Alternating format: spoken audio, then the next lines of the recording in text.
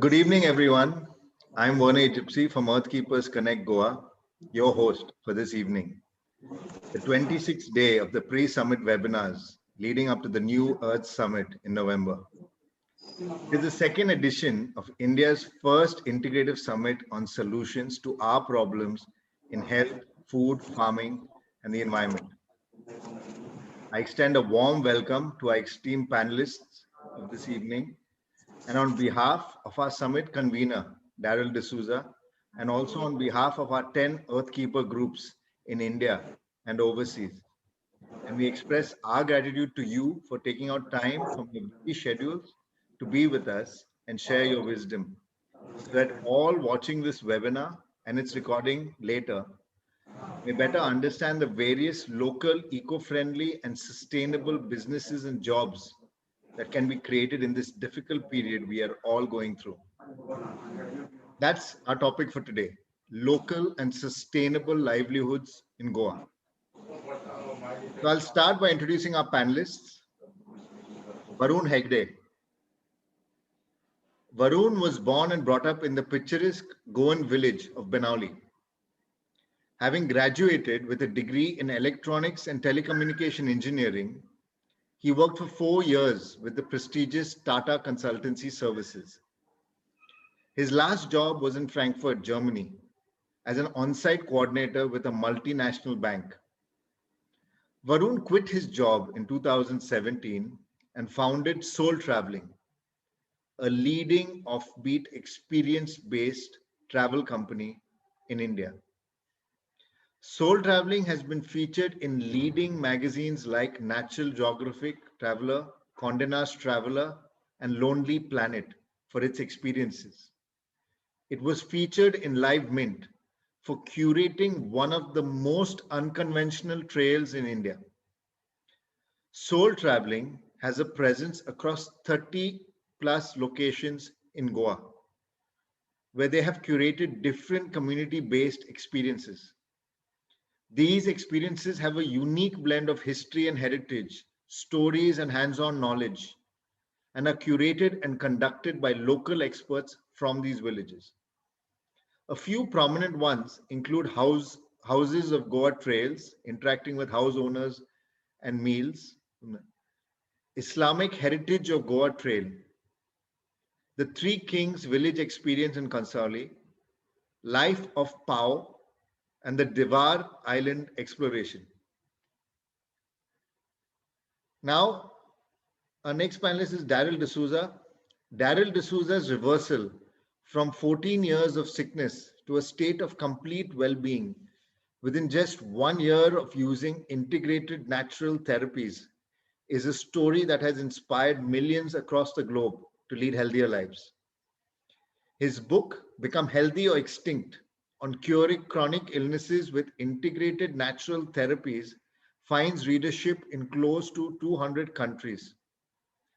Darryl does disease reversal workshops as well as spiritual workshops across India, and he also served a 5-year term as a secretary of the World United Doctors and Healers Association. He hosts platforms and events for doctors, healers, and therapists to work together, and has curated and convened 4 mind, body, and spirit healing conferences. Darryl is also an organic farmer, an environmentalist, a TEDx speaker, founder of Earthkeepers Connect, ambassador of Vegan Nation, convener of the New Earth Summit, and a speaker at the World Parliaments on Spirituality. Edward Mendes. Edward Mendes has completed his computer engineering. He worked in the IT industry for 11 years, with 5 years in Europe as a systems engineer. He set up institutes, Catering Institute and RICA. He has been into agriculture, organic, integrated farming since 2017 and has worked with community farming. He is presently working on the Blue Revolution, inland aquaculture. So let's begin. For our panelists, the first question is, why is creating more local and eco-friendly businesses and jobs so important during this pandemic time. So, Varun, would you like to take? Absolutely. Thank you so much, Warner, for that wonderful introduction. And I'm really happy to be in this session today and to be associated with the platform itself. And I have closely followed Darryl's work for the past few years. And I must say that the whole initiative is very inspiring and very, it is for all of us who know him. He is a very inspiring person. So thank you for having me here. Before I begin, just a question: am I audible and am I visible clearly? Yeah, absolutely. And your whole background, everything looks amazing. So yeah, you're present. Oh, thank you so much for that. So one of our friends really worked hard for this, and it shows different parts of Goa. Thank you so much, Warner. You asked a question about creating job in a eco-friendly business. Let me take it in two different ways. And I will mainly speak from a tourism point of view because that is one industry that I have been very strongly associated with.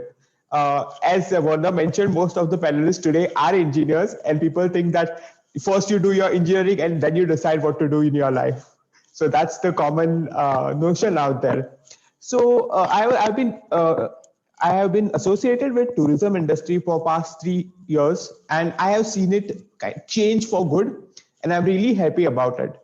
So the question is creating job in an eco-friendly business. The first part is creating job itself. So that is one of the tough things that we all face today. As creating new businesses is not something that is a walk in the park. You have people who are trying something new, and you have news of startups failing every day. Having said that, it is important to create new businesses because that is how people actually come up with new ideas. People actually come up with new ways of keeping things going. And in the tourism industry, I mean, all of you would have known, if you think of tourism in Goa, people will always say, that is just mass tourism happening there. It's just people coming all the time, making, doing it, dirtying it around. And as you know, Goa gets around 3 to 4 times tourists than its normal population. And I'm talking about before the corona pandemic happened. When you have this volume of tourists coming to a certain place, the impact it creates on the place itself is huge. That is from the ecosystem point of view, that is from the normal sustainability point of view, or cleanliness point of view, and all the others. The impact that it is created is huge. Now, creating job in such an environment can have two ways. One is you do what is profitable to you. That is what has happened in Goa for a very long period of time, where people have just gone with the flow, and people have created and as we say today, a lot of casinos are in place, a lot of other businesses are in place, which are not necessarily eco-friendly. I'm not saying they are not needed for the economy point of view, but eco-friendly is something that we have started hearing recently. In the past 2 or 3 years, people have started moving towards experience-based tourism. Now, I'll tell you why this is important. When I talk about eco-friendly or experience-based tourism, it is important not just for the city or the state or the country, but entire humanity, because this is the only chance that we have if we are to sustain in future. And I know it sounds like a prediction or a philosophical thing and a very strong view to have, but we have seen the changes in the past few years and the impact that it has had on environment. And I strongly believe that this is the only chance that we can have in sustaining in future. You might have seen going back to the roots is slowly becoming a trend now with people. And that is what we have focused on as a company. We have basically worked on creating jobs in an eco-friendly manner, and that is actually reflected now. Having said that, I will make a point that the whole company need not be doing only eco-sustainable things as a focus area. I mean, I have seen a lot of industries or a lot of companies which have worked towards the profit making, or the business model is strongly in place, but they are sustainable and they are mindful of what is happening in the environment. For example, running a farm or running a small company, when you put measures in place which are making sure that you don't harm the environment directly, that automatically get you to the second bracket of trying to save the environment, and that is very important. What is also important is people understand the importance of doing this, because a lot of people say whatever we do, it is not important or it will not help in any other way, we are doomed. But this is the only chance that we can do, and once a company practices certain measures which are friendly towards the environment, it automatically percolates down to all the people working as a part of that company as employees or in the bigger section. And this is what is slowly percolating towards different parts in tourism sector as well. What we did in the last 3 years of our working was we worked with a lot of local communities. Now there are people who wanted to conduct trails or show talk about their own villages. There were hosts who wanted to open up their houses or be a part of the whole journey.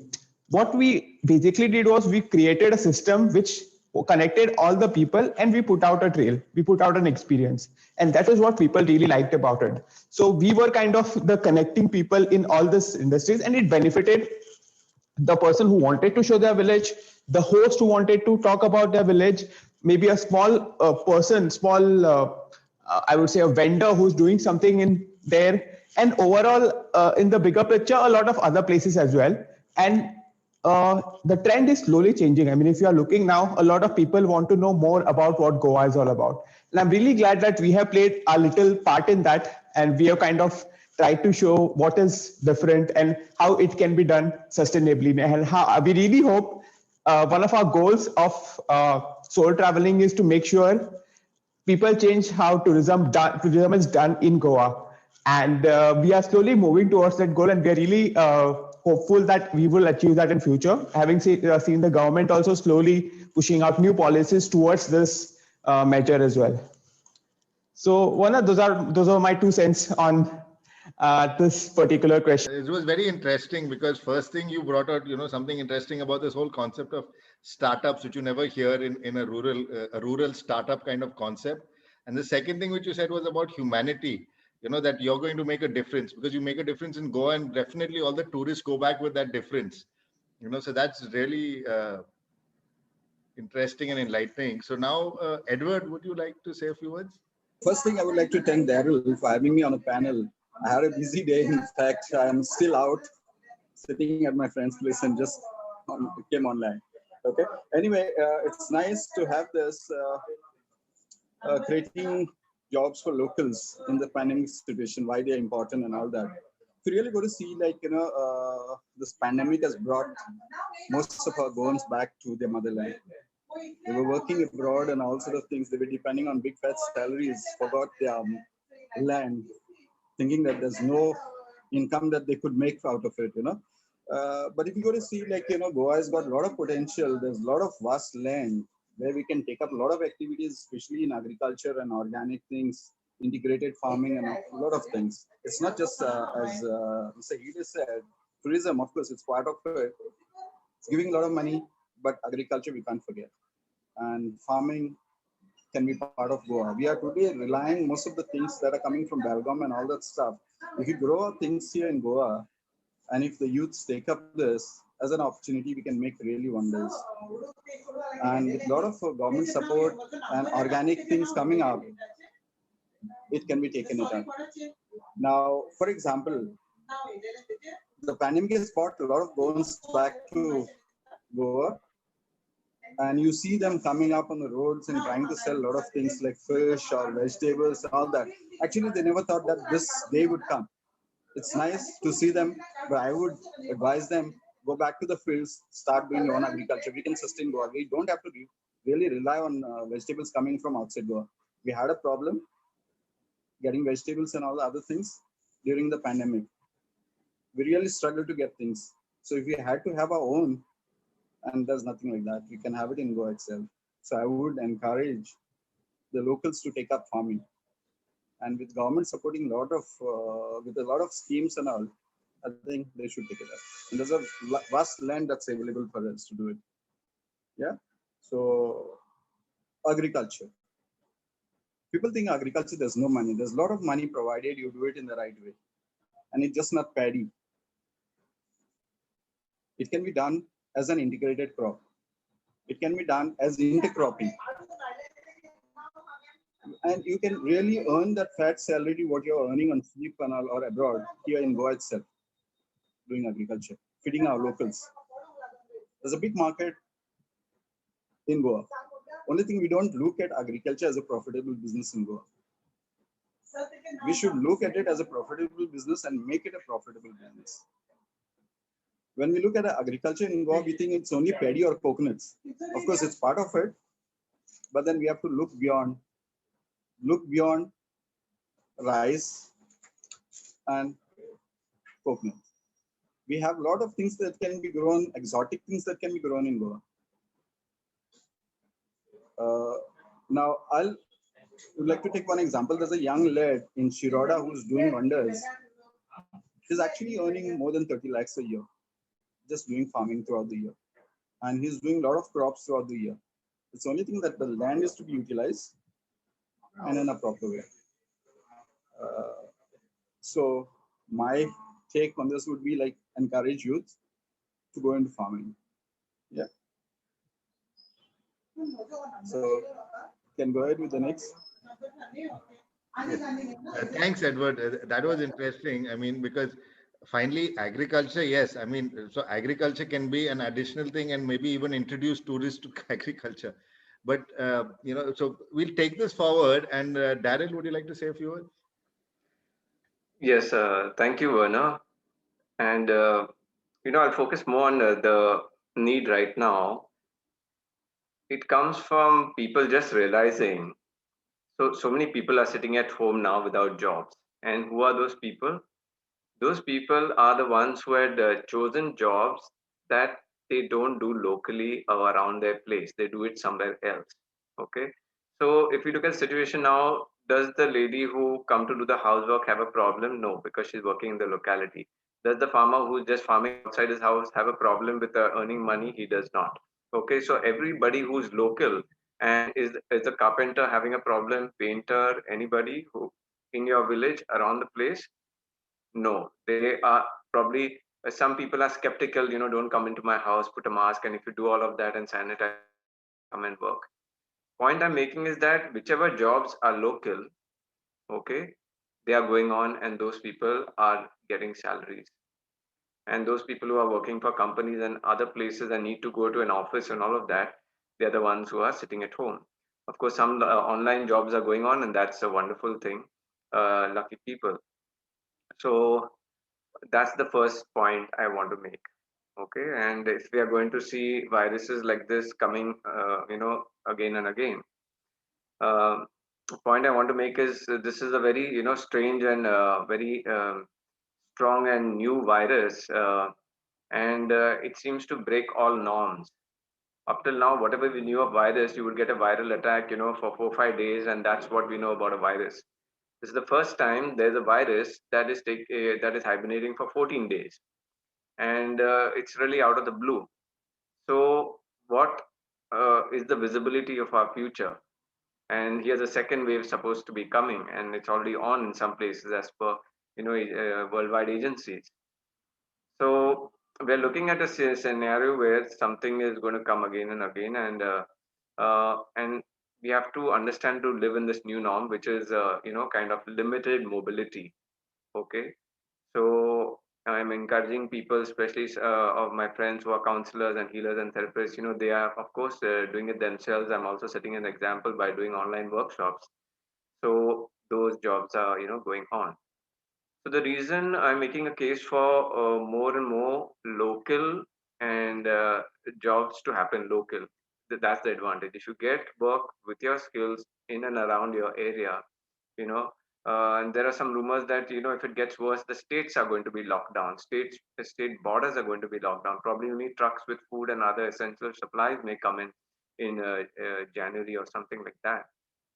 So it definitely makes sense, and people cannot go without money and hungry, and then finally the government has to kind of give you a dole or give you some monthly sustenance. I'm sure people, rather than that, they would really feel alive if they are doing the kind of work that they like and get paid for it. So I've seen also so many people who are at home now. They're trying to do things at home, making arts and crafts, or baking home goods, or trying to grow a little. They have had land over there that was fallow, and nobody was using it, and they're growing a few things, making some food for themselves. And so that's what we the reason to create more local jobs is because of this scenario. And people need to be busy doing something and keeping their energy going, keeping a little exercise going. Otherwise, people are really getting depressed when they see that there's no end to this and their jobs are gone and they're wondering what is going to come now. Second thing is eco-friendly, right? All across the world, there's a lot of destruction happening, and especially that in Goa. I think there are about maybe 100 environmental groups in Goa or more who are protesting against so many commercial activities or companies like even Adani coming inside here and not really doing anything within the state but just moving through the state, and it's causing the entire state such a havoc in terms of natural resources getting destroyed. So it is known that and I'm seeing this in a state, if the local people have not found out ways and means to generate money and keep money circulating in the state, they are not going to be wealthy and there's going to be lack. That's when the government is going to bring out, bigger companies and transnational corporations and big projects, try to make Goa an IT hub and try to make Goa the center, central plant for processing garbage of not only Goa but other states too. That's when these, projects come in. So that's the importance of local jobs. And Goa has traditionally been a farming community and just harvesting things like coconut trees falling down from the sky and plucking out mangoes and just harvesting off the land. And now, of course, there are no fish left in the sea, so you have to get another income. And I made this point yesterday also in the sustainable living a webinar where people in Goa, now everybody is, most of the environmentalists are talking about, a lot of land being converted from agriculture to settlement because more and more construction. So people want to come, there's an influx of people into Goa from other states. States that have destroyed the environment, live in concrete jungles, and it's so congested and, unhealthy that they want to run away from Delhi, Mumbai, Pune, and all of that and come here. And that's fine. But when that kind of influx and people come here and builder lobbies also making multi-story buildings for them, making this the next concrete jungle that I think all of us would want to run away from in the next 10 years. It is clearly something that's not going to work, right? People have to think, from where am I coming, and am I coming and here to make the same thing possible? What happened 10 years back in my state? This is my own story. That's why I know it's so clear. 2010, I ran away from Bombay literally because I got fed up of the congestion and pollution and the stress life in my engineering field, and I came here for better, more greenery, good air, very easy to drive roads, not so much traffic, and now I'm slowly seeing parts of Bombay happening over here. So that's what happens now when people come in and the local people are not having enough money. I have a 600 this square meters plot just next to my house of my ancestral plot, and whatever anybody in the country or from the world offers me, I'm never going to sell that plot. I just keep it for my own joy. I'm growing sweet potatoes and groundnuts in it this year, and that's for my own joy. I don't need to sell it because I do certain businesses that make enough money for me. So if every Goan, had a local business, a small entrepreneurship, and they made money enough for their children's education, for their own, cultural activities, traveling around here and there, going out of India for, to Dubai or wherever they want to go once a year. If people just had that kind of money, then they would not need to sell their land. For me, it's very clear that people in Goa are selling land because they're running out of money. So if we want to keep this balance, you see, of people retaining land, and of course others are welcome into Goa, but when they come here, they should maintain the ethos and the culture and the heritage. We would all love to see more and more villas and Portuguese kind of architecture happen here in Goa, because that's what the whole world comes here for. The world doesn't come here for multi-story buildings. Unfortunately, I've got just in my area only, I've got three buildings come up of 3 stories, and it really doesn't look like how it was 5 years back. So that's the point that I'm making. Very important for people to start doing local businesses. If the state and the state policies are, kind of not helping it and just operations into India. I mean, today I saw in the newspaper the blue economy, right? And some of us are very happy and jumping about it. But I can see the same commercialization happening. So to make that big blue hub and that place in those huge tankers that are supposed to go out way out into the sea, they're going to open some big companies, and crores of rupees are going to go into making those tankers. That money is all a dealing between those shipping agencies and whoever's into the business, where I don't see the plan for our government, trying to create more fish in the sea and give all of the fishermen of Goa, go by the laws, during the monsoon, no fishing ban, the net sizes. I mean, the fish are ready to come from the sea to our shores to get netted. All that we have to do is manage that system. But no, we don't want to do something natural. We don't want to do something that will help the how many 100,000 fishermen that are there on the coast. But we make this big plan, big money, big companies to go in the middle of the Arabian Sea to take out fish from there. So you see, this is how this in system by system is collapsing, all because the local people are not being supported by proper policies to generate local income. Great. Thanks, Darryl. I think this puts things in perspective, because then it comes about, even if they are tourists coming in, they should think about the ecosystem. And finally, what you've said is very important, that how do we take care of our resources? And that's where Edward comes in with aquaculture, especially about the fish. So from here now, we'll go to the next question, which is, what kind of business are you doing locally, and what more can be done in Goa? So, Edward, would you like to respond? Yeah. Okay. I came into agriculture and farming 3 years back. Okay. It actually happened like, I saw people struggling to get their food. I started with supplies of fresh veggies and fruits coming from other states. But every time when I went to supply this, people started asking me, where are the local producers you have? So that is the time I started looking out for local produce. Met a lot of farmers to give me the local produce, but it was difficult to get them. So finally, I had to get down to do farming myself and got into the field. Since I had my roots actually as a childhood going to the fields and growing something with my grandparents, I said, why not do it? Leave aside the qualification that I have. You need food to eat. Money comes in. Okay, so I started doing agriculture, and this actually started with integrated sort of farming, where I tried a concept of doing poultry, fish, and paddy together.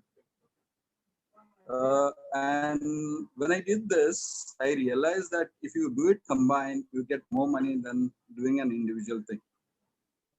So paddy gave me just 18,000 from the land what I cultivated. It was a 600 square meter plot. So paddy gave me around 18,000. The income what I earned from the fish was around 32,000, and the poultry, selling eggs and all that stuff, was another 17, 18,000. So total came to around 64,000. If I had to just do paddy, it was like, just 18,000 that I would get, or maybe like, 25,000. But here I increased my income using just simple methods of doing integrated farming. And the cost came down actually because of integrated. Like I didn't have to use the external menus and all that stuff. So whatever fish generated was fertilizer for the paddy, and what poultry dirt was there was the food feed for the fish. So that was like I started. Okay, there is money into it. Why not go into full-fledged farming? So then I started working. Since this was an organic farming attempt, I said, why not go into organic farming where there is a lot of money? And from there on, started working on organic. Started with a community farming project. It was doing well, but because of pandemic, we had to halt for some time, which I'll be doing it all over again. And then started with my own doing alsandas, which I exported last year, last season, in fact, not last year, last season. And it was like 2 tons that I exported through Asian. I did moong around 1,400 kilos, like again, out of which 800, like I gave it for export. So there is money. Only thing you need to know the sources where you can send it across and you can get money.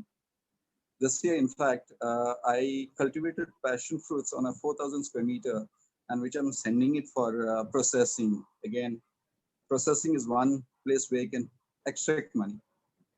I create gels and send it to the bakery. So there's a middleman who takes it from me and then he supplies it to the bakery stuff and all that for toppings and making the fancy pastries and all that. So I get my money, he gets his cut. So processing. Agriculture is not just you produce. You cultivate, produce something and then forget it. If you can do something like value-added products, there is money. I do have galangal which is grown. Again, I'm giving it to someone who's exporting it. I've done it on a 2,000 square meter land, and somebody is taking it from my field, in fact. So he's taking it off from there. Now, again, you do all these things like to have a better health and healthy food. You do organic. Organic is very much possible in Goa. Goa can be self-reliant in all those things. Like if people get together and start an attempt and do farming, very much possible. Now, we say land is an issue. Of course, it's an issue. But it is how you approach people to get that land. We have a lot of land which is barren here.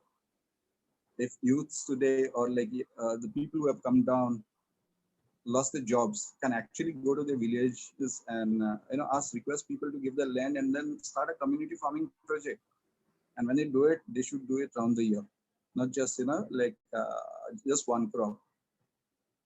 Make the best use of the land and try to get extracted much more. And if they have family members at home who are willing to help them, put them down into value-added production.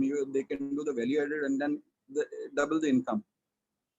This income, what they double is like if you work it out around the year, it can be much more than what they can earn abroad.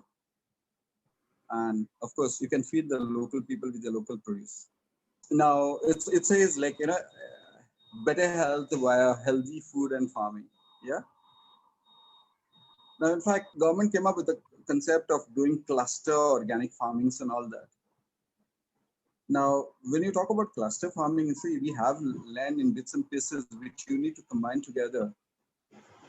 And when you put together all the farmers together and do this, it's very much possible that you can have your organic farming in Goa itself. As I said, the small growers can get small piece of land. They can actually get together and jointly do this organic farming. And the produce that they get can be sent for value-added products, which is again giving a lot of money. Now, value-added products can be, in the different forms, which can be utilized in Goa. As I said, I'm doing gel of passion fruits. 50% is utilized by the Goan bakers itself. And it's totally organic. There's no external fertilizers used. It's only the organic fertilizer that being utilized. Yeah.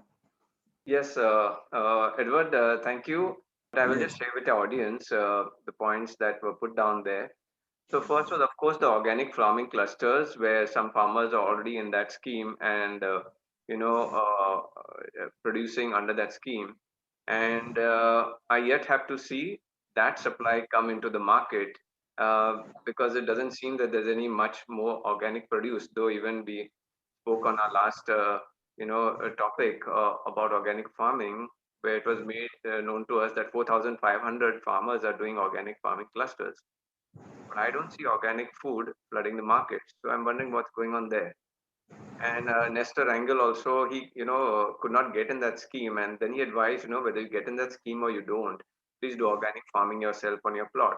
So that's the next scale of small scale farmers doing natural farming for for supplying food to themselves, and whatever extra produce they make, they bring it and sell it to these organic markets or farming farmers markets. That's what I do myself as a farmer and my friends around here. Whatever produce we make, which is excess than our consumption, we come and sell it on the market. So that's a very budding space where people can grow food locally depending on the kind of land you have, and sell it at the local market. Then Edward already mentioned value addition to organic produce by converting them into products for the food industry and health industry, and also the wellness industry, fitness industry. So we grow those foods that are people keep in mind as healthy fats like avocado and all that, which grows in Goa. Definitely there is business, better business income and all of that. Next point is, about the coconut tree.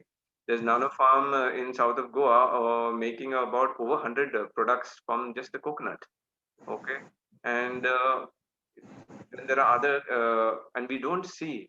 I mean, there are coconuts falling from the sky here in Goa, and why don't we hear that Goa is producing these 100 varieties of coconut products? Like I had a wine goblet and I had a soup bowl also of coconut made. You see, why isn't it flooding in Goa, and why isn't every state in India knowing that these amazing coconut products come out? Because it's missing. So that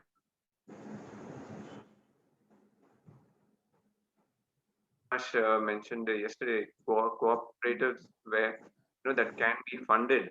If farmers themselves don't have money to put in at the start, a cooperative can be created, and some wealthy people or Goans out of Goa who want to see Goa progress, they can put money into that and create these incomes and local jobs and wonderful products. Besides coconut, there's also like the palm leaf and the areca nut leaf, out of which you make cutlery and spoons and plates. There's also so many bamboo products. So a lot of products that can be made for Goans and out of Goa. So it's a lot of opportunity for business and income. The next is growing medicinal herbs for natural wellness medicine industry in Goa and across the state, the country. And there's one stream of growing plants such as lemongrass, which is very local to Goa, tulsi, hibiscus, jasmine, and all for these healing herbal teas. Even I sell a range of 12 healing herbal teas, and people all across the country take it from me. But some of them are, like rosemary and nettle and chamomile, lavender, which grow in the northern plains of India. But the rest, whatever can grow in Goa, at least, that's another place where money can be made. Then also growing herbs such as eucalyptus, peppermint, vetiver, and all that to make essential oils. It's a very niche product of aromatherapy and essential oils for the entire wellness industry across the world. And we can tap into that also and grow those plants. The next was, of course, what we know, people are saving seeds and making seed banks, so that now small time farmers can also grow. I sell seeds on the market, I sell saplings on the market. And finally, in this natural and however possible nutritive farming, we also have aeroponics, aquaponics, hydroponics, and now inland aquaculture, what Edward is into.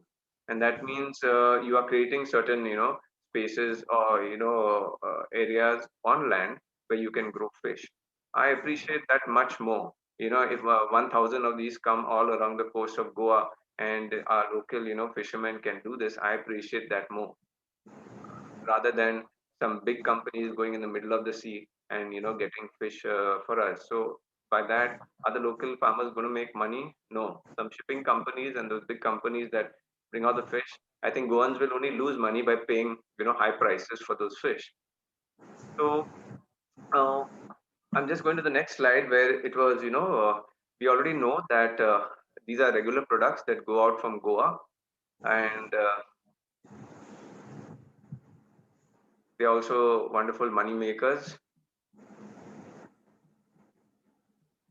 Sorry, the next was on this. There is the bowl, the coconut bowl and soup bowl with spoons, and we already know that there were traditional, at least 20 items of the coconut product, and now you get the coconut coir also, which is a fabricated wonderful one.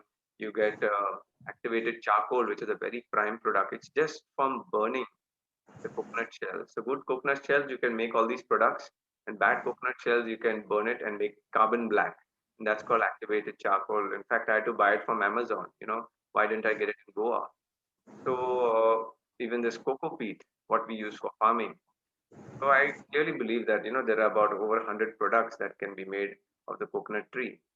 So these are the businesses I think that people need to get into and invest in. Um, and here was what was mentioned earlier: the palm nut and erica nut leaf products. I'm selling them on the Earth Keepers Market in Goa, but they are all coming from Bangalore, okay, in Karnataka. So I'm saying Goa is again losing out on all of this. That is all natural produce, and these come from plants, and all plants are a renewable resource. Once you harvest one, you can grow another 10. So this is without taking out mines from the ground and petrol from the under the earth. These are renewable resources and eco-friendly. So that's what's important. All plant produce, I would like audience to know, is renewable, and yeah, you can make products from them that last for teak door and a chair would last for over 100 years. In that time, you can grow 100 teak trees for the next generation. And yes, finally, this is also the value added section of food. And here's one very interesting thing. It's much like the coconut tree. I think next to the coconut tree, hemp is also an amazing plant that can be grown, and you can see all the products that can be made from hemp. There is one range of textiles, industrial textiles, paper, food, body care, building materials. You can even make bricks. And on my market, I sell this hemp oil.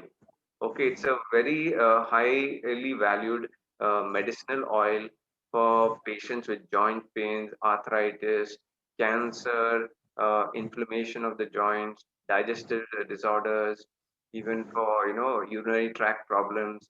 It really works well. So hemp oil is medicinal, very high value. People are selling 1 liter for 8,000 rupees.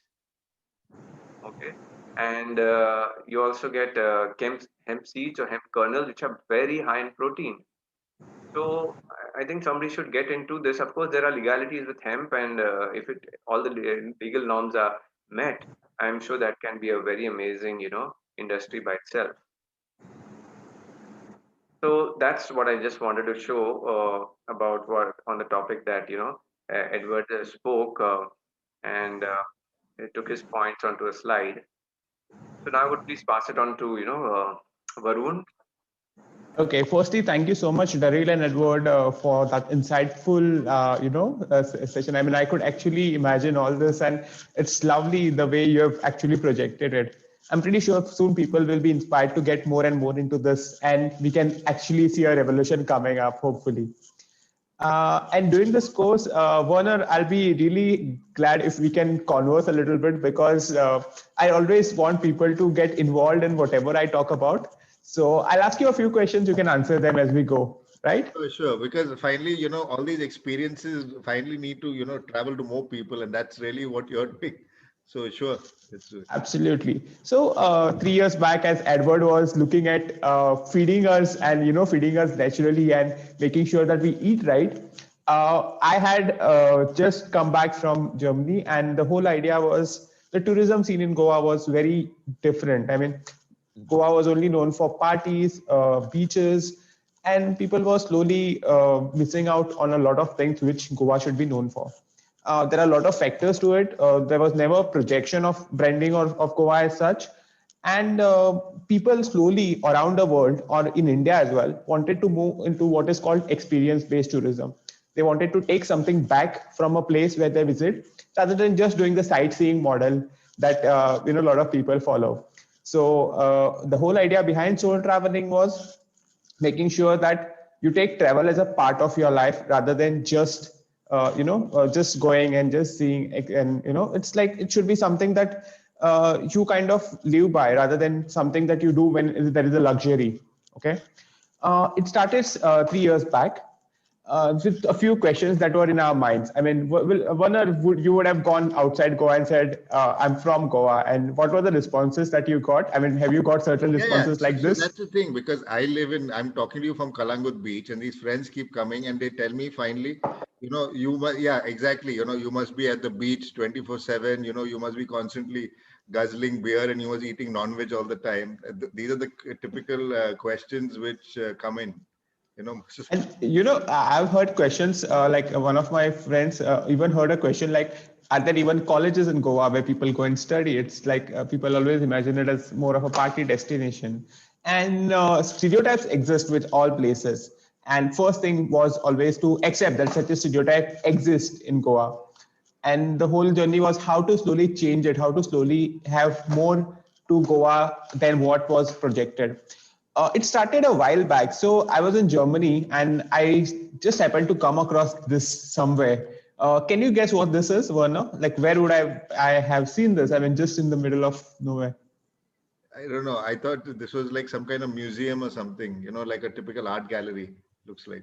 It is an art gallery, but not a typical one. So this, if you read carefully, is there's this Karlsburg Brewery. I guess it's in Copenhagen. And this is inside the Karlsburg Brewery when I visited it. And I was really surprised by seeing a swastika there. And then I happened to know that swastika was in fact the logo of Karlsburg till 1940s. And then they discontinued it, right? Because of the meaning of the word that was being used. What I realized here is the stories are very interesting. If you look really closely, you can find some very interesting stories about a lot of things, right? The second thing was this. So if you visit Paris, this is a place called Catacombs, and you go, like, you pay a 30 euros ticket and you wait in a long queue of 1 hour. Then you go down on a tunnel, like slowly walk down. And what you see in front of you is this. So can you guess what this is? I can't guess. Oh, yeah, I can make out now. It's all skulls and bones and... Absolutely. They're all skeletons and 6 billion of them. Now, this is amazing. I mean, the experience is amazing. But think about it. In Paris, you actually pay 30 euros to see skeletons.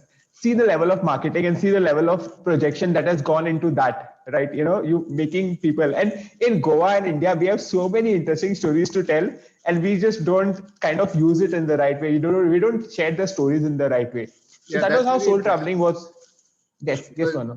Because your swastika concept talks about India, and if somebody connects that with swastika in India, it would, be I feel cross international kind of trip. Like, they see what absolutely there, yes. What it means here. Absolutely, and there are so many of them, especially in Goa, around us, in the villages, in the places that you visit regularly, in our backyards. You could see so many of them. I did when I was growing up as a kid. I could just see stories around the cashew fruit. Like an example of cashew fruit is, the feni, and people are really surprised how we made feni out of it. Like, the cashew fruit is not really Indian. It was brought from Brazil. And then you have Goans making feni out of it and getting a GI tag for it. So stories like those were very interesting to me. And that's how we started with the whole journey of soul traveling. So last 3 years, we have actually catered to more than 8,000 customers. These are locals as well as tourists. So what we were really surprised with, a lot of locals, in fact, wanted to know their backyards better. So we had people from these villages, these cities who have stayed there for a long time, who wanted to know more about their places. Like, I stay in Margaon, and the next village is Rashol, which is supposed to be one of the most interesting forts and one of the historic cities. And there is a huge seminary there and stuff like that. people used to pass that and they used to never know about it. So that is what we try to bring towards out to the people.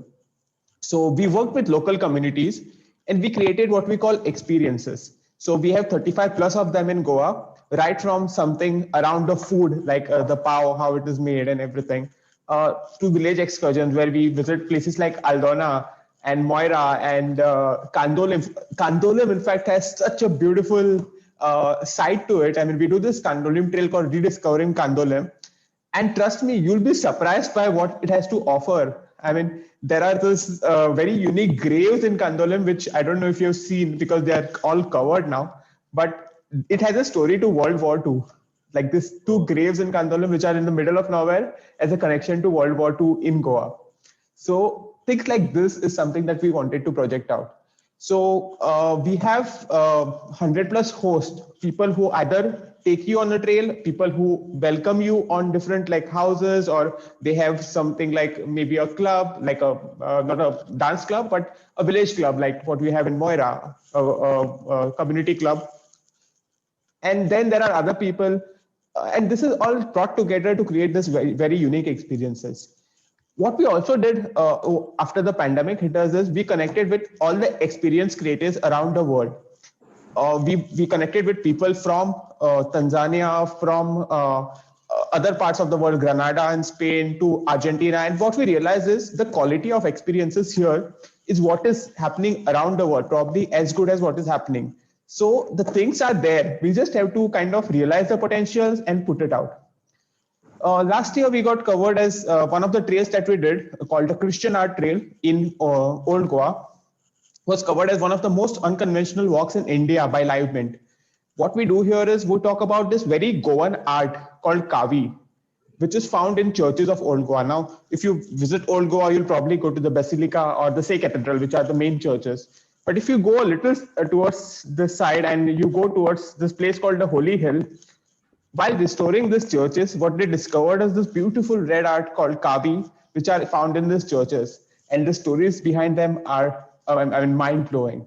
So apart from that, there was something in National Geographic, Condé Nast Travelers, and it was talking more about slow travel, talking about experiencing, exploring, connecting with the local communities. And that is what all our focus is. So we have something called Reconnect to Goa, where we want you to talk more about the festival. Can you guess, by the way, what this picture is all about? No, I remember some festival, but I can't place it actually. That's the thing. Okay, I think if you're, I think last year Datta Prasad would have mentioned this because he comes from this village, and you can very well project it as one of the very interesting festivals in India.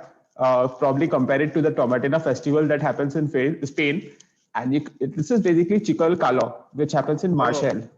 Oh, okay. So, as the name suggests, Chical is obviously mud, and Calo is kind of playing. So you play in mud. Okay, it happens every year in Marseille, and it's a beautiful festival. The only thing is we have not projected it out properly, probably to the world. Goans know it, Goans love it, but the world or India, the rest of people should know more about this because trust me, these are very interesting experiences. Now, if I tell you, it is like, I don't want to tell you history because it's old or traditional. I want to tell you history because it is interesting. And that's the whole idea behind it. This is all fun. I mean, we can't compete with an experience of going to a casino, but by just saying, come because this is old or something, it's as good or not better than, doing that. That's why we are trying to project this side of tourism. Absolutely. Yeah, Varun, I'm so happy with this because I think we can teach a, lesson to Spain instead of wasting food. This is actually mud is, therapeutic. It's a therapy actually, and health and, healing you get from Absolutely. it. Yeah. I think Darryl, your insight will be very interesting on this, and we can actually project it, very nicely to everyone in the world. Yeah, because there's so many we do, yeah. Sorry. No. So there's just so many festivals. Suddenly I read about some festival where you're walking on fire and all of those other festivals. Every time you read the paper, there's a different festival in Goa. It's just amazing, actually. I'm telling you, in at least twice a month, we have something very unique, like a festival happening in Goa. I mean, right from something called Shisharani in Kankon to Busarkher in Chandor. This is so much there, and no one has actually tried to dig deep and project it out. But we're really happy that slowly that is happening. A lot of more people are coming into this field as well. So these are the kind of experiences that we work on.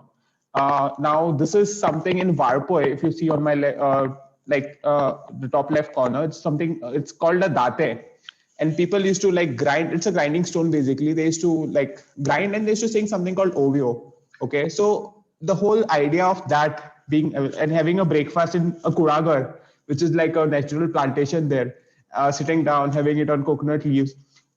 We had a little problem here because the whole idea was trying to go wasteless for this trail. So we worked with Sarita Sudhakaran. We were trying to get her help to go completely wasteless in all our trails.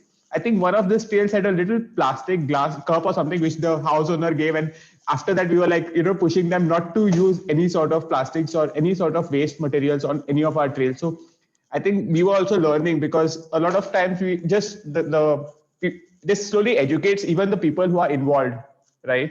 So that's what we were slowly trying to get with these trails as well.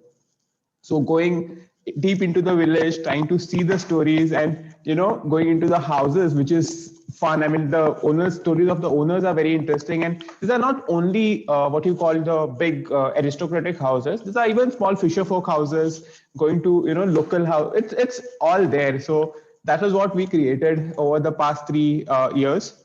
And we worked for smiles. Basically, we wanted people to be happy. So this group consists of Goans as well as non-Goans, and when they interact with people who are who have lived here for a long time, I mean, you might recognize the famous architect Dean De Cruz there, who's we visited one of his house as one of our a part of our Saligao Trail, Houses of Goa Trail. And when you interact, when you hear the stories, the smile that comes is I mean it's not measurable basically. So that's what soul traveling is all about. And slowly we are trying to get the local communities involved, trying to push more different experiences, learning from what is happening around the world, connecting with people who are doing similar things in India and across the world. So slowly we hope tourism in Goa will see a change, and people will want to explore more than what or get more than what they are shown. Thank you for this, Werner. Thank you. So you can over to you. Yeah, sure. So, Darryl, would you like to take over? Yes, yes. And I just want to, yeah, thank you, Varun. That was a very, wonderful, eco-friendly and, fun-loving and good experience, model that Thank you're you. following. And Thank I'm you, sure Rahul. there's, a lot of scope for more and more people to get involved in it through your company. And yes, now people are sitting at home, start enrolling them and kind of getting them to make some money too. Darryl, I think I should take you for the Kandolim experience because it happens right next to your house there. So we'll Yeah. go around and we'll figure out more ways to kind of build on it. Yes. Definitely, definitely. I'm in for that if it's close to my place. So I just want to show, the next part of the presentation. That's where I was going to present on what I talked about last year also. It is this wellness tourism. Now, the idea is to create local jobs, and from this, so what I follow is integrative natural medicine system. Okay, where you can learn these therapies, and I teach them online also. And for somebody to become good and proficient, it can even just take 3 months. Okay, so integrative natural therapy is about diet and nutrition. Then it's about natural cleanse or detox with herbs. Then it's about acupressure. I do a very interesting acupressure workshop that teaches people acupressure within 1 day. And then it's practice that makes them more proficient. Okay, then there are how to use herbs for healing. And all of these integrative natural medicine, I've been working in this field since 15 years. So you have something that's called EFT, Emotional Freedom Technique. That's also tapping. So that's for emotional phobias and addictions. And the best thing for drug addicts, for alcoholics, for smokers, for people with anxiety and phobias, and that just takes like about 15 days a month to learn. and practice, you become proficient in 2-3 months. So the idea was, and I'm a specialist in reversing chronic illnesses with integrated natural therapy. And I've taught doctors and, all across the country as well, even from AIMS, that is All India Institute of Medical Sciences. And some of the doctors have asked me to make a teachers training module because they were so impressed with all of that. They used it on themselves and their patients, and it's, doing wonders. I have a book on it also called Become Healthy or Extinct, and it's on the website by the same name. Now, the idea with all of this is to make it much more simpler. And there are so many, there are hundreds of therapies in the world that I don't practice also. Some could be energy healing. And but I have hosted all of these conferences on mind, body, spirit, wellness. I've done benchmark events in the country, continued medical spiritual education conferences where the best in the country have come and participated and shown their skills. So that discipline involves, and when we use such disciplines, you have chronic illnesses like high BP, cholesterol, diabetes, obesity, hormonal imbalance, heart problems, plaque, cholesterol, kidney, liver. All of these can be reversed within 3 months if you do things in an integrated way. So this is a wonderful system, and so many of the therapies are ancient Indian systems. Even yoga, pranayama, meditation is all part of this integrative natural medicine practice. And the picture that you can see over there is my house, where I was doing all of this on a private basis with one-to-one clients since 2011 that I came here, and it went on to 2019. And now I'm doing it at a much bigger place. Starting off this year, we were doing 50, 2 health programs. That is one for each weekend, each Sunday of the year. We were doing it at the Rejuvenation Center in Kalangut. And we had other therapists also there. So this is a natural, integrative natural medicine system. And in the, the prototype that I have designed, they even have a doctor, an MBBS doctor, but they work mostly on the diagnostic part of illnesses, not on the treatment part, because we all know that allopathic medicines do not cure you of any illness. It's just a life support system, and you have to take it for the rest of your life. And in fact, so many of these medications, they do kidney damage, liver damage, and all types of things if you take it for a long time. So this natural medicine system, that's what last year also I spoke about. We should create about 1,000 wellness centers like this in Goa, and without much of a new infrastructure, without making new concrete jungle. Just take old Portuguese villas. You can imagine I was doing a small setup just with my hall and 2 rooms. Okay. Now at the center over there, I have a bigger space. But any old Portuguese villa with a nice big hall and just 3-4 bedrooms that are vacant, probably in a couple of bedrooms, some of the house owners are still staying, or some vacant villa. That can be done up, refurbished. Maybe somebody in the area can, put in money as take it like a business if the house owners can't afford it. So local houses and can get rental income. Then all of our local, these are very high niche. Like I said, it takes just 3 months to educate and train people.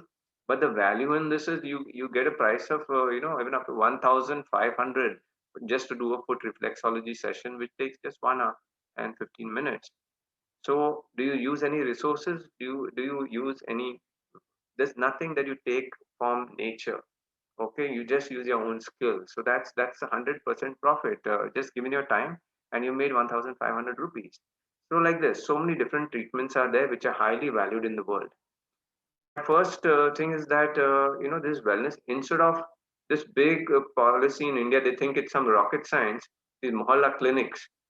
I think in Goa we should have 1,000 natural wellness centers that actually cure people, and not these mohalla clinics. I just want to talk to our people in Goa if they are planning to do this, because this system that I promote and I've been teaching, it's a global standard and it's the future of medicine.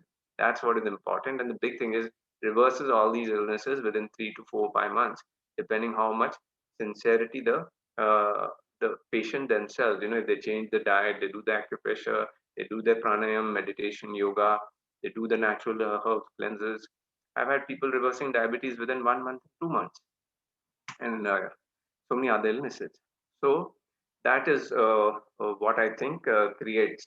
And besides, when you make these wellness centers, you are looking for healthy food. So you promote organic farmers and you go and buy from natural farmers markets in your area. So here's one business really creating the demand for another business of organic farming. Then you also are in the business of you want to clean the air, the water, you want to make more lawns wherever these spaces are. So this kind of industry actually rejuvenates the land compared to commercial tourism, where people are just creating a lot of garbage and so many other things are happening in the name of tourism, the negative elements that we know about.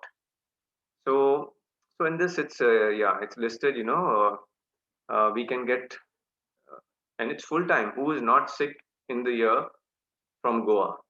Okay, so it's full time money. That means first you take care of your local population, and then any of the wellness centers, they can treat people from outside Goa. So Goa can become the wellness destination for India and even for international travelers. Uh, and there can be different calibers, because that's how people, some people can pay $100 for a treatment. Some people can pay 500 or 1,000 for it. So we can have the one grade, then we can have a 3-star kind of thing, and we can have a 5-star kind of thing. So there's a lot of business. And finally, all these therapists who get trained, they will make money. Then to run the wellness center, you need people, maintenance staff, you need people at the reception, and you need cleaners, and you need gardeners and all that. Each wellness center is going to employ 40, 50 people. So, and it's really good work. And compared to that earlier scenario, people were getting agitated that the mining was closed. So all those poor mining laborers, they're out of jobs. I don't know which mining laborer would not choose to come in a nice place like this to teach some yoga, to teach some medicine, do some body work, do some massage therapy, press somebody's foot with acupressure, help them do natural cleanses, help them do the naturopathy treatments, whether it's a hip bath, this nature stroke, whatever, right? Instead of breathing that, all that dust from the mines and getting sick and dying, young. So I think this is one of the most amazing things that can happen for Goa in terms of just this one project, which will create a lot of money, a lot of employment, and make Goa natural once again. And here, same in the presentation, what it says is boost local travel agents. So travel agents, they will keep on making money. The people who drive taxis, the guy who do the chartered flights and all, but people are coming in for a much better experience, and it's eco-friendly and natural, and even better, it rejuvenates the land. So some other things that we presented last year, and this presentation was made by 3-4 of us last year. Datta Prasad Shetkar, he presented it along with Roshan Matthias. So I'm going to show you a little bit of that presentation as well. So here was one more scope for business, because there's so much of garbage in Goa. That's why this business has come up. So it's garbage management, and there are few players over here in Goa, which you can see on the screen, who are into this business, and there is money to be made from it as well. So that's another employment and business opportunity. So the next is here. We've covered some of these, but this is a very important point that I want to make: education. Now I'm just doing this kind of education which is missing in our textbooks, in our schools. In our schools, I never learned in school how to not get diabetes, or how to heal my body, or how to detox my body. I learned a lot of biology, and that has been useless. Whether the human body has got 134 or 196 bones, I don't know till now, but that will never serve me for the rest of my life. Okay. But just understanding a bit about digestion, because that's something that happens to you every day. What is good food, bad food? If you get sick, how to heal with herbs, how to heal with therapy, how to heal with good foods. And that's why my book, even the Indian Air Force, when I went to Delhi, they invited me to their headquarters and asked me, can you make this book a little simpler version of your book for the children? Because we want to circulate it in 250 schools across the country. So I'm saying education about all of these wellness, healing therapies, education about farming, all these wellness centers, and that's what we do at our wellness center. There are education programs going on, all of these things: health, food, farming, how to make environmental solutions. So all of these wellness centers in the big Portuguese halls, they can hold up to 40, 50 people. At our center over there in the Portuguese house, there we have workshops of about 50 people. And then we go to bigger areas where we do 200 people, and there's a huge hall for 1,000 people too. So people will definitely pay for education, and I'm doing some programs for some of the schools of Goa as well, because this is, I did not approach them. The teachers who came and learned my program, they said we need this education in school, it is missing.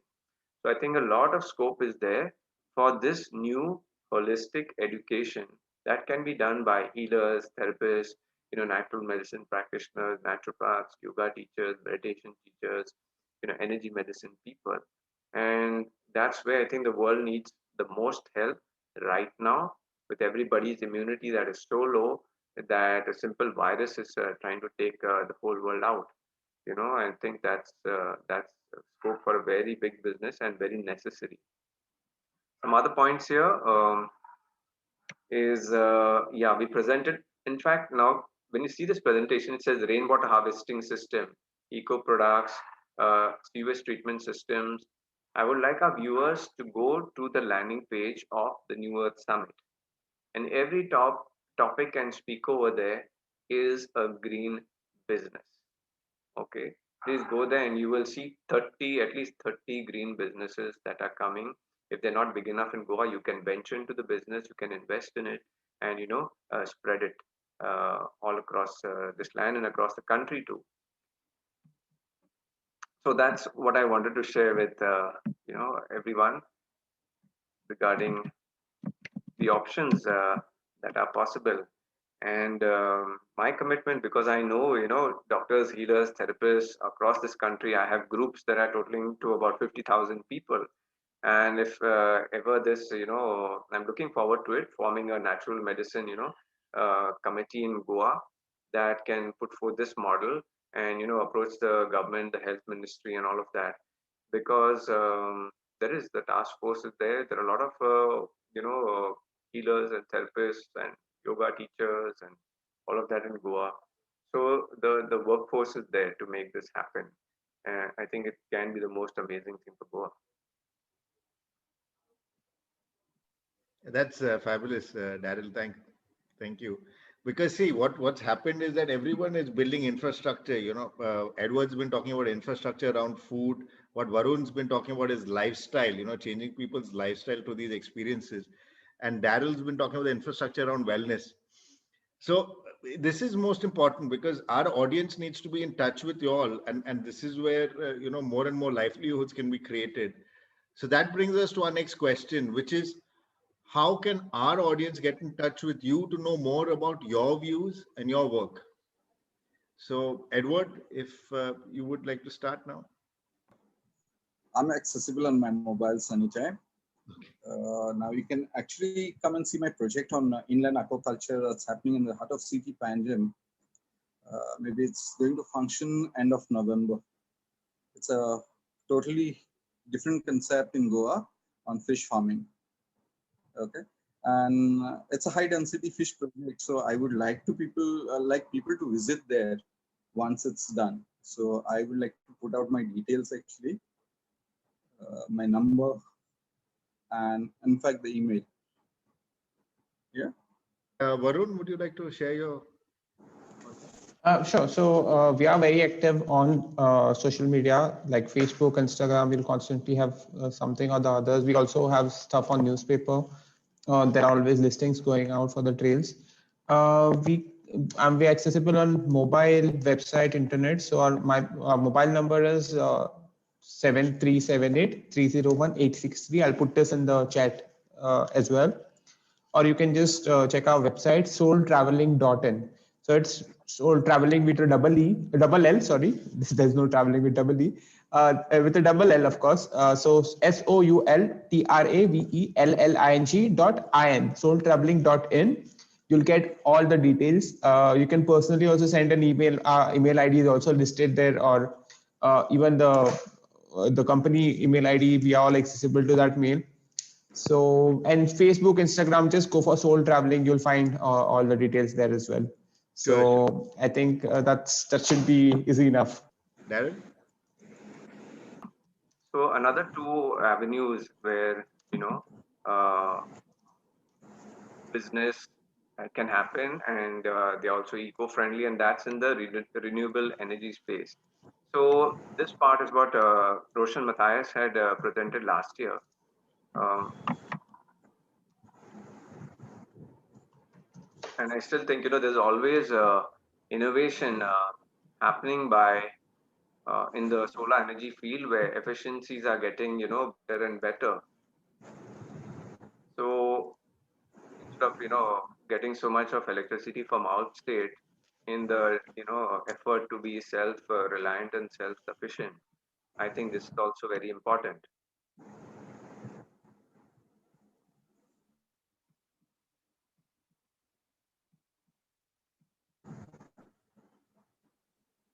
And this is the installations that have been done. Of course, people know about it.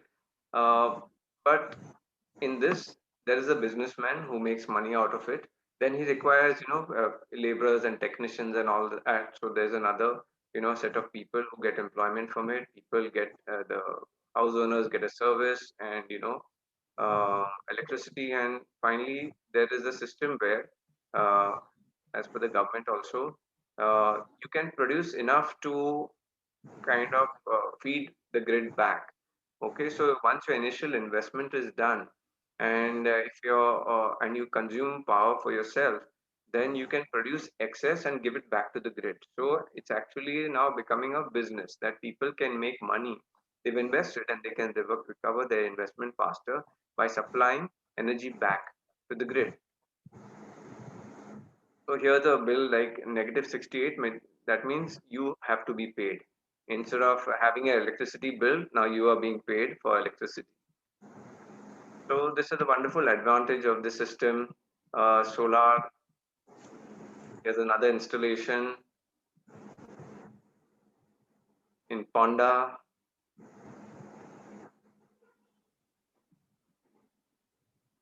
Then the next is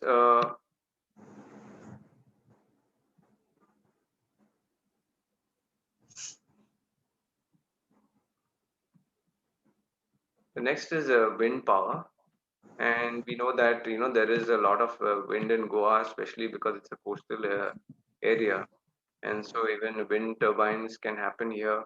More efficient versions can be brought in that give electricity. So again, same thing. Contractor earns money. There are laborers who will make money out of it, and it's eco-friendly and generating renewable energy.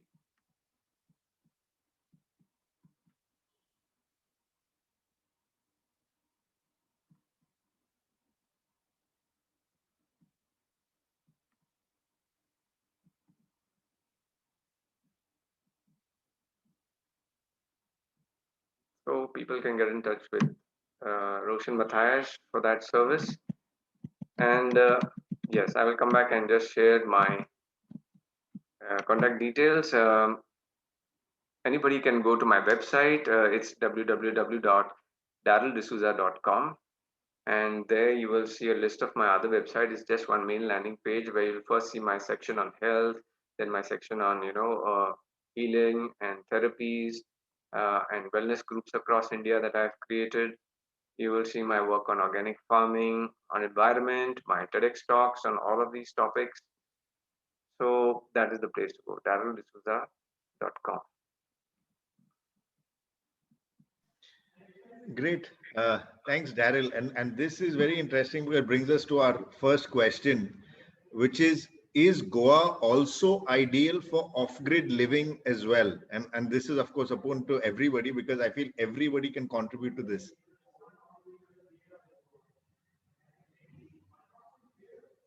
You'd like to start with this, Darryl, since...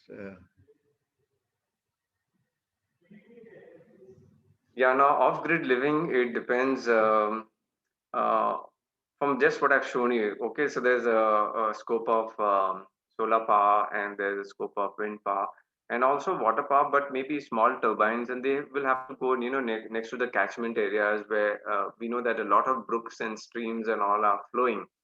And I don't see, so probably off the grid, if there's a village community, that's something that I'm trying to create here in Goa, an eco village. And when we look for land, we look for land with water and probably some brooks and streams, and channelize that. So if you have good amount of water flowing, you can put a small turbine on it, or 3-4 turbines in your area, and get electricity from that also.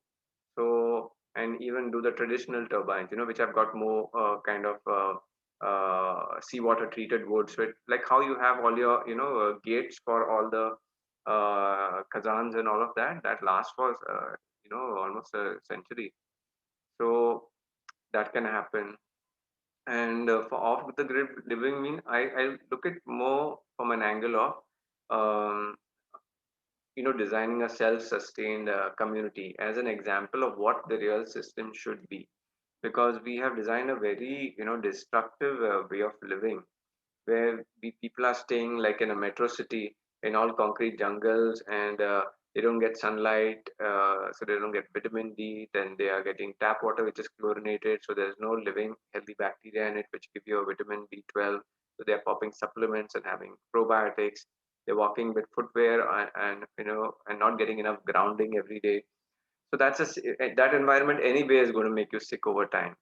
And to add to that, then you don't produce food in that place, so you have to get it from out of state, and then travel time, and all these chemicals that are put in it, need for certification, carbon footprint. I see that as a totally wrong model of development for the entire world. And beautiful places can be designed where there can be arts, commerce, culture, everything, but you have to have a food space around. So I look at it from that angle. So more, and that's what we're trying to promote in the summit also, where all the 30 topics are different components of this self-sustained, eco-friendly kind of community. So I think it's definitely possible in Goa. The land has got a lot of rainfall. The land is very fertile. There's amazing biodiversity. So food can never be a problem in Goa. The range of food that you want to make, if you really have the people who want to do it. Water is not a problem. Sunlight is not a problem, and temperature is also very pretty good. And there's so much of arts and culture, and there's a very good energy in Goa in the places that are still not commercialized. And I think people in Goa, or even people from out of Goa, are more open to coming to Goa to live in a community space like that. So I think takers for an eco community or off the grid community, there will be a lot. It's just that the right people with the right sciences and knowledge need to come together. And that's the kind of community we are building in Goa through Earth Keepers Goa. And Earth Keepers are people, who look at the healthy ways in health, food, farming, environment, business, and all of that, arts and culture, education, all the clean and green and holistic development models. So definitely, I think there's a lot of scope of it in Goa. And the more you produce and be self-sufficient, the lesser you need from the outside. There's always some supply that people do need from the grid, but it depends on the community and how efficient they are. And people can, yes, totally clearly, they can go off the grid and perhaps create enough of wealth within the community to contribute, to the state also. I look at it as the the future that should happen if we want to, uh, survive and turn the tide of this global economic destruction that's happening on the planet. Great. Thanks, Darryl. Varun, would you like to say anything on this? Because it would be a lifestyle.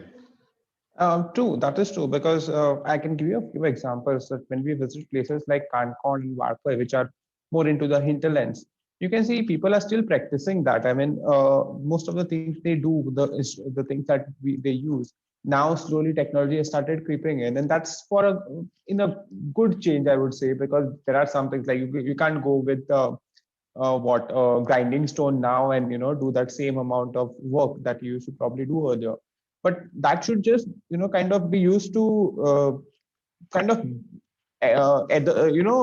improve it rather than kind of destroying it and then changing completely to a new technological model.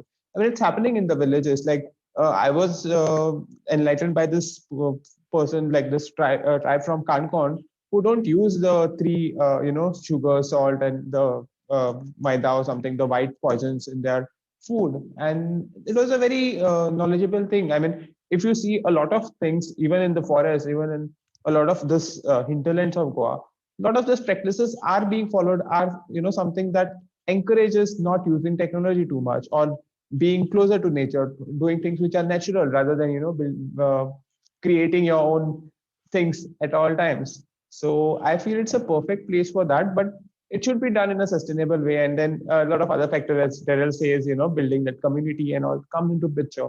But frankly speaking, it's a beautiful place, and we should start working towards that instead of destroying our existing forests and building double tracks to that, and transporting coal around. So I feel that's a change, that's a lifestyle that we should shift towards, rather than just using the existing one. Like using coal is something that people think is cannot be compromised on. But if you look at alternate ways of developing the, or alternate means of doing it, then why not? I think that would help us sustain in future as well, right? So I feel it is a beautiful place for that. And I would hope that if something like that happens, where people actually push this, Goa happens to be one of the first places which goes, in this way. Absolutely. Edward, would you like to say something on this? Yeah. Okay. So the project what I started, inland aquaculture, I think I would encourage people to go for it, because I need 24/7 electricity to run this project. And the only solution is like, you go for solar energy, use whatever is possible, and then, give the extra one to the government. So it's a nice thing, off-grid or solar energy concept. But, like it's like people are the first thing when you tell them to go for solar energy and all that stuff, they ask for subsidies. The first thing they talk about is subsidies. How are we going to get subsidies? See, it's up to the government and the funds. Now, if 100 people are going to go for a subsidy, and if that much funds are there, of course, it's not 100, but thousands of people will go for it. And for me, like, I would appreciate people going for solar energy, because that's the sustainable. Yeah. Over to you, Varun.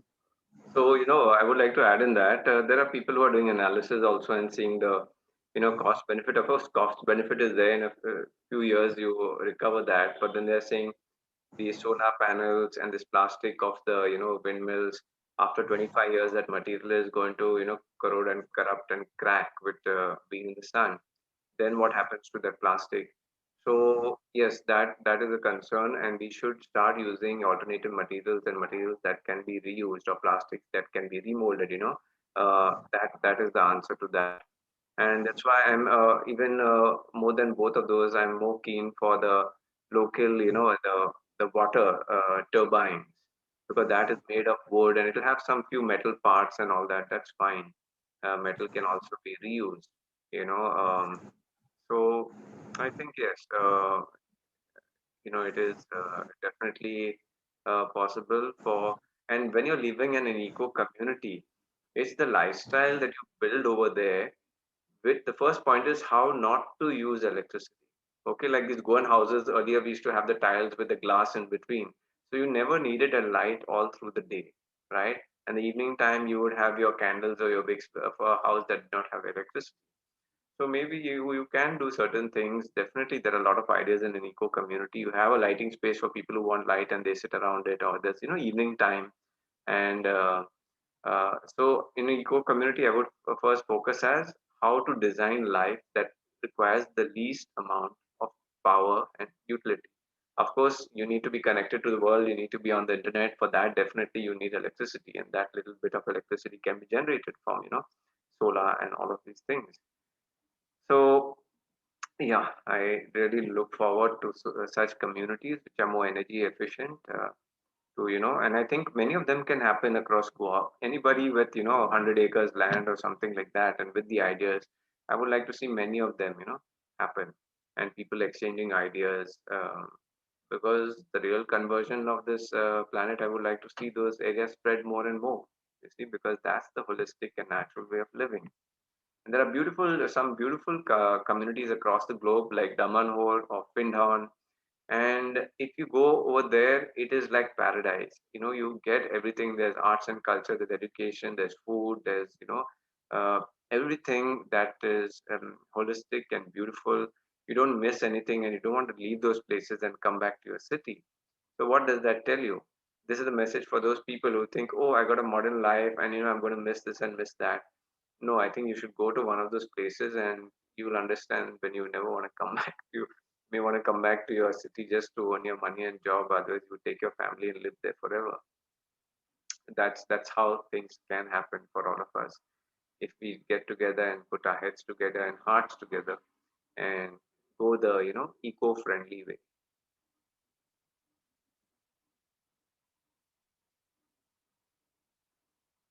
Great. So, Edward, actually, this also comes to, growing your own food. So, I mean, if there's something you want to speak on that, then we can move to the next. Yeah, growing your own foods. That's nice. See, today people have started actually with this pandemic situation to grow their food in the backyard. Now, in fact, it's like, they have started with a limited stuff. So when you do limited, it's only enough, like for twice in a week or something, they can get the produce. But, if you ask them what is the reason for this, they say space is a problem, land is the issue. In such cases, I would rather say like, okay, go vertical. Vertical is another new concept that's coming in, vertical farming, where you can, actually, for example, 1 acre of land can be converted to 7 acres or 10 acres of land if you go vertical.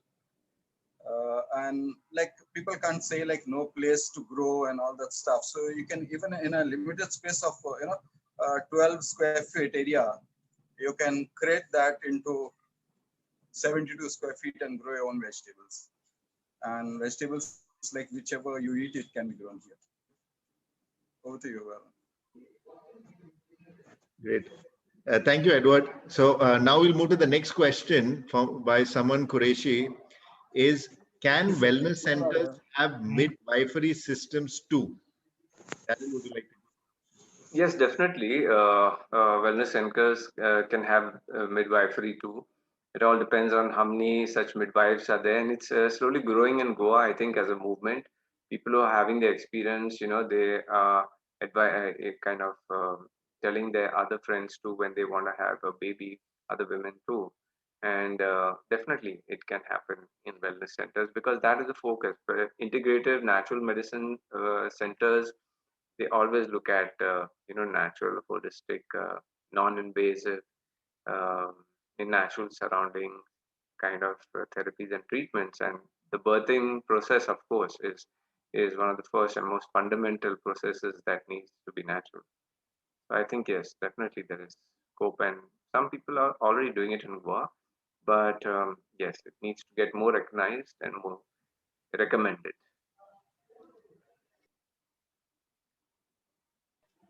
Great. So the next question here is, what is your take on permaculture forests in Goa? So yes, some of my teachers are permaculturists, and they do have their own permaculture farms, like Lia Chanmal in Valpoi, and there are others too in Goa. So even in the eco community, and since I have also attended a few, programs of permaculture, short duration, not the 15 days, PDC course, but I've picked up a lot of principles and they really match with the way I think, and that's what I've done around my house, using the right kind of resources, maximum use of natural resources to your advantage, to grow food, to you know uh, for housing, for energy utilization, for minimization of use of resources. Definitely, yeah, I advise everybody because permaculture is very wide. It takes care into house construction and location and so many aspects of living. Even the more holistic community based philosophy, that is also coming in permaculture. So yes, we have a few such locations in Goa that practice permaculture and are good sites. All right. So I think that's we don't seem to have any more questions, but It's just quite interesting because this is all coming together about building more and more stronger communities, local villages. And what Varun is doing is basically educating people who are coming in about what village life is about. So I mean, if anybody would like to speak more on this, we've got time. Uh, yeah, before the education part, I just would want to put something through that is for people in our audience and especially people in Goa to have this view that once you start thinking in that direction, you will see solutions and you will find people who do this. Okay. And definitely all our speakers of the summit, the 120 speakers this year, 30 speakers last year, and the next 30 speakers who will, present in November, they're the right kind of resources to ask all these questions. So what are the questions? The questions are, um, of course, now with respect to this current situation, what are the basic things that you need in life every day? What are the foundation structures, okay, of daily living? So yeah, you need food every day. So that's why food came out so strongly today. So besides food, you need a house, and you need. So look from that angle. um, uh, how can, and the best example is to look at the indigenous people or the village people who have not been touched by modern civilization, and you will see how they uh, very less energy intensive and resource intensive ways of living. Okay. So I think it's completely possible to make our own food, build our own natural homes, create businesses and entrepreneurship models and products and services basically at the people's level, because people are consumers and people can be the producers of all these things. Yes, a fridge and all has to be made by a company and a mixer has to be made by a company. But you buy one of those things and you don't need another one for the next 10 years. So that's the formula. Look at what people are using on a regular basis, how it can be made natural, body products, food, and so many other consumables. That's where business can happen on a daily basis. And look for the natural versions of it, and look for cottage industries and what they are doing, and make more, cottage industries to make all such products and services.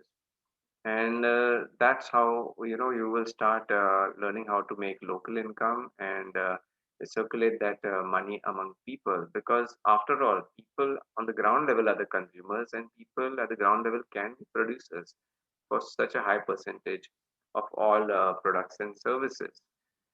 And yes, what else people can't do at a small level, then a bigger setups can be done if required in the state or even out of the state.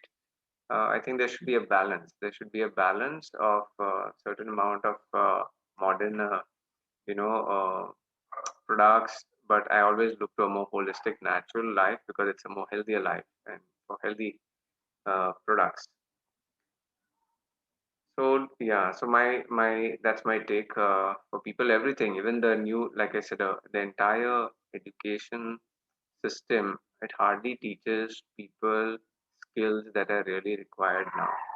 You know, so for example, like I spoke about health, about making food, and of all these range of products that we showed today, that's where a lot of new education is supposed to happen. So I look at a complete revamp in the what is taught to students in the school. It should be more catered to what we need now in society. And what we need now, people are going to be lawyers and engineers and you know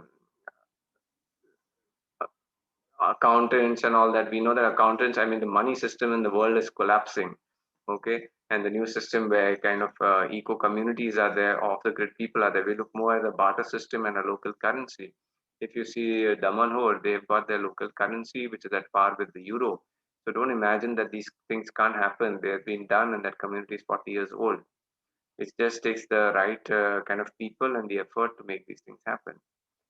So we are seeing that all these new and green, technologies are coming. So in every space, there's a new kind of farming models. There's new kind of, food product line. I especially follow a plant-based food product line and a vegan lifestyle, which is, reversing all these illnesses. So education has to happen there as well. So businesses also, vegan product line business, that's something I forgot, because every Earth Keepers market, we put out vegan products, and, a dozen, 2 dozen, everything that can be done, ice cream, cheeses and all nut milk based, which are very healthy, instead of cow milk based, which has creates a lot of illnesses. It's all there in my book, 15 of the most common chronic illnesses coming from cow milk products, even hormonal imbalance, cataract, glaucoma, arthritis, and all of that. So the new education and new products, they are coming in almost every stream of living.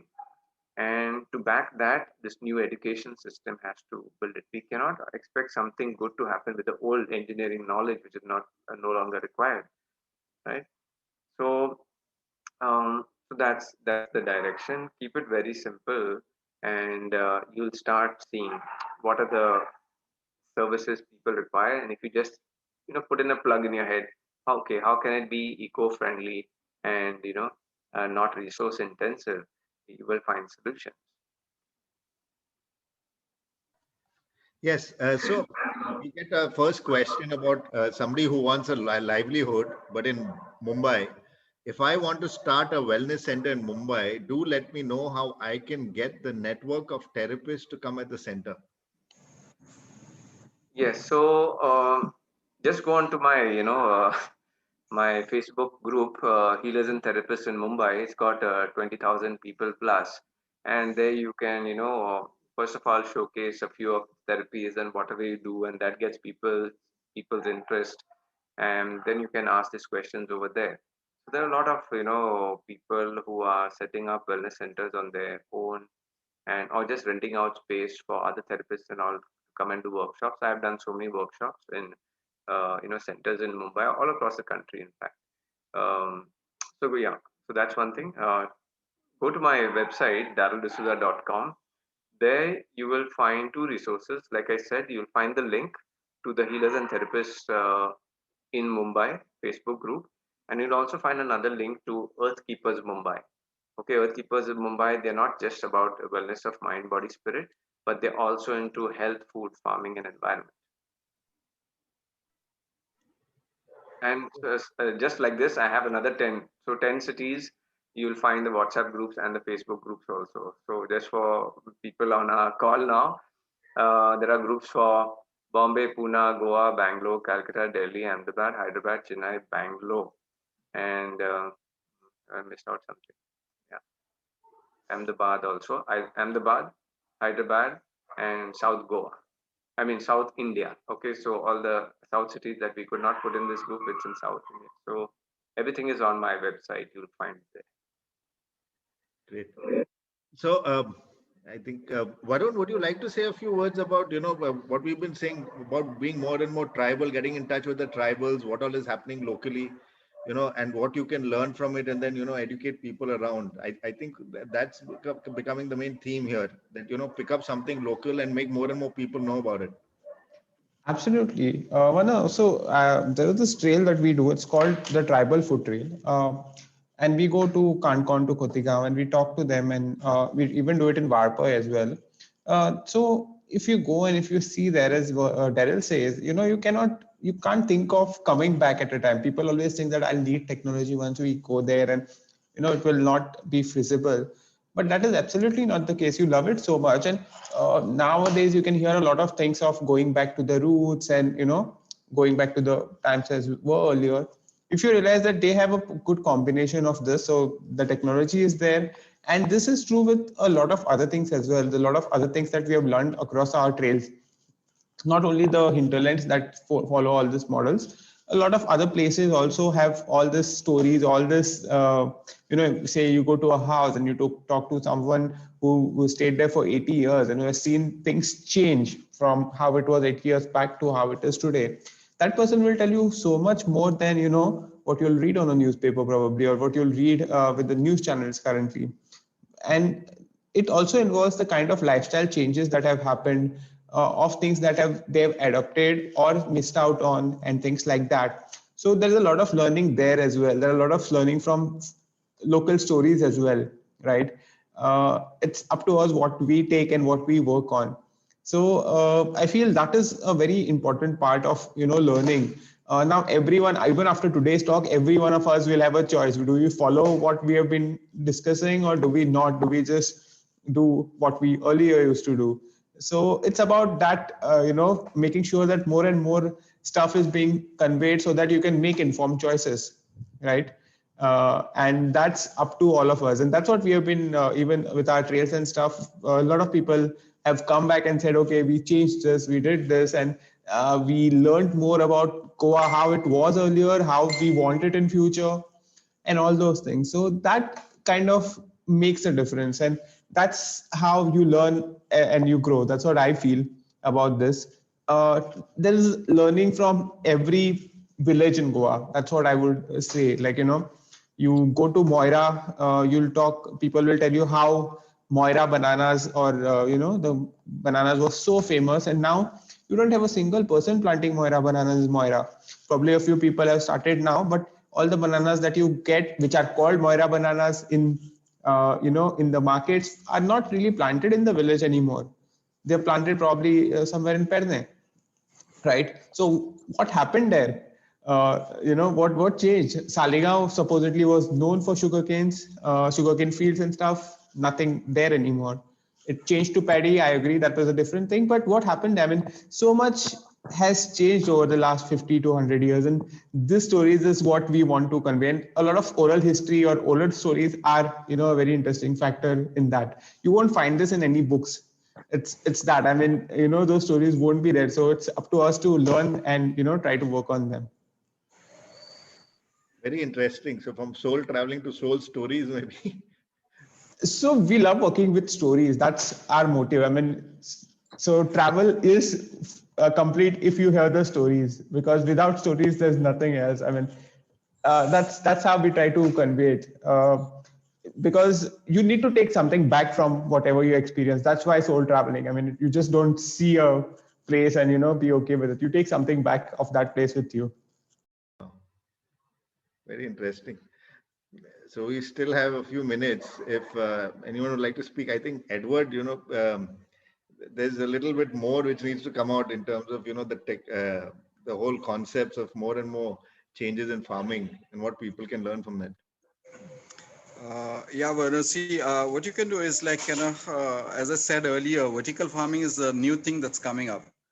People are mostly in urban areas and all, they talk about less space, we can't do farming, we don't have land and all sort of things. Now, if you have a space of around 50 square meter also, you can produce something of like, 10 times than that.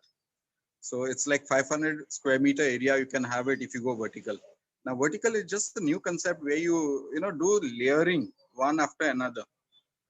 And you can grow multiple things there, not just one crop. You take one level, you grow, say, tamdi bhaji, the next level you can grow like doi bhaji or mudo, or, like anything which is a short crop.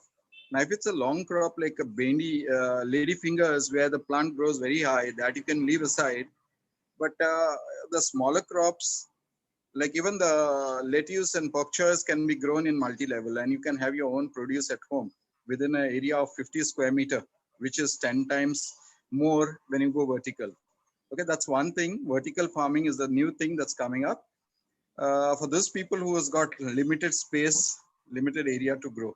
Then second is like growing fish. Now, people talk about blue revolution. Now, today's paper, something came up on blue revolution, which they are talking only about marine life and in the sea. Whereas I've started a blue revolution concept on inland, even in urban areas.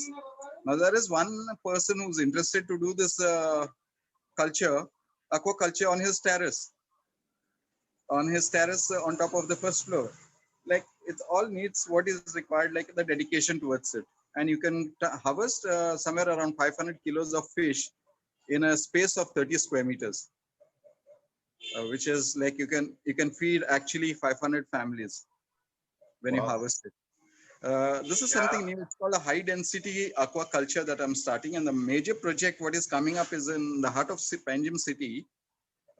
once my project is ready, I'll be putting it up, or maybe like through newspapers and medias and everywhere it will be advertised. So we'll be having like demos there and online sales and all, like, harvest your own fish from the tanks, take whatever you want live. So it's like organic fish and formalin free fish.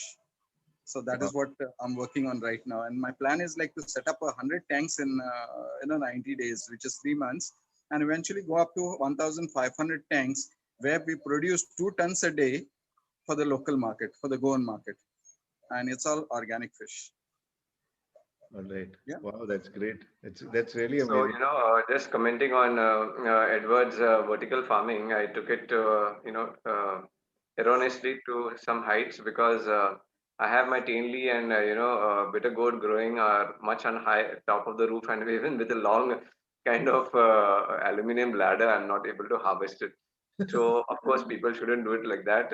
I just let them creep, and, in the rainy season, I did not maintain the creepers, and they went all over the place, right to the top of my roof.